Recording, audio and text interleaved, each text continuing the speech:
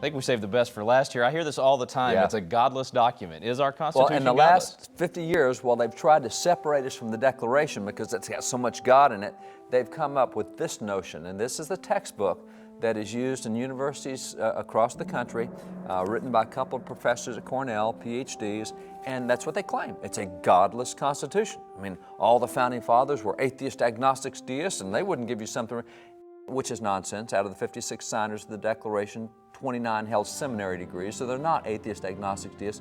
A number of those who wrote the Constitution were absolute hardcore theologians who wrote doctrinal creeds for their denomination and their states.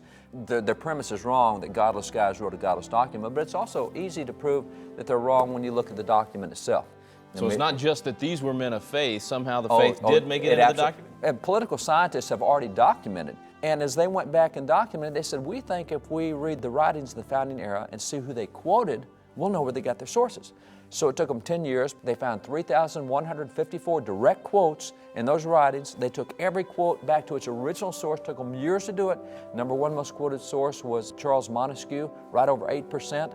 Number two was William Blackstone at 7.9%. Then you jump to John Locke at 2.9%. I mean, these are guys the Founding Fathers talked a lot about. They said they based the Declaration on Locke's work, separation of powers. They pointed to Montesquieu, the phrase in the Declaration, laws of nature, nature's God, came out of Blackstone. So, I mean, it's easy to document, but the one that had 34% of the quotes was the Bible. I mean, 4 times more than any other source. And even the next largest source. You go from 34% down to 8.2%. Now that's a big jump. The Bible's up here as the most frequently quoted source for the ideas, and then you jump down to folks like Montesquieu and Blackstone and Locke. So no question.